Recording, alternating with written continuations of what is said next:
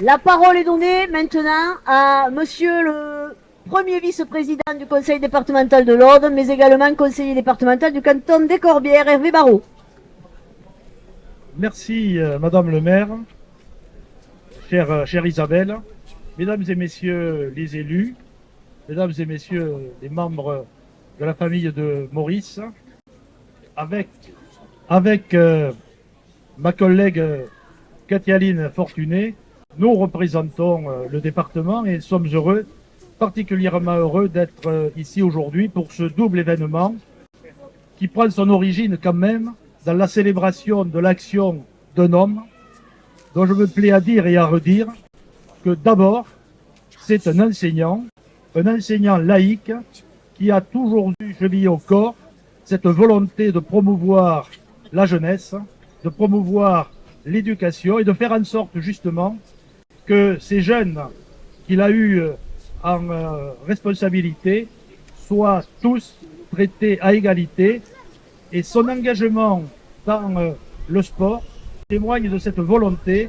de promouvoir, de faire découvrir, de faire participer et de le faire au nom d'une philosophie et d'une idéologie qui est celle du tous ensemble, celle qui fait que on a caractérisé ces enseignants comme des hussards noirs de la République, et Maurice était un vrai hussard noir de la République. Un homme dont j'avais rappelé lors de ses obsèques, qui est né en 1936 et qui, tout au long de sa vie, est resté fidèle au message de ce qu'a été cette année du Front populaire et au message politique de ce Front populaire. Donc aujourd'hui, donner le nom à cette salle qu'il a, en tant que maire, contribué à créer, célébrer les 60 ans, c'est finalement célébrer toute une vie d'engagement, une vie au service d'une population. Et le fait, cher André, de voir autant de monde témoigne des remerciements que lui apporte cette population de Fabrezan,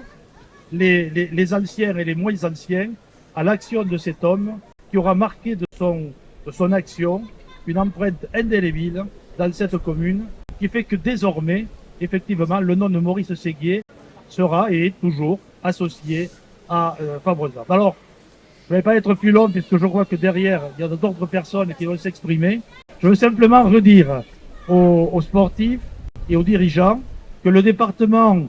dans la mesure de ses moyens, sera à leur côté et répondra favorablement à la demande financière qui nous a été adressée. Nous allons le faire dans les jours qui viennent. Nous souhaitons bien sûr à cette équipe un plein développement, une belle poursuite et bien sûr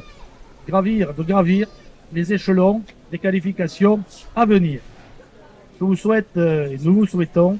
une très belle journée. Merci.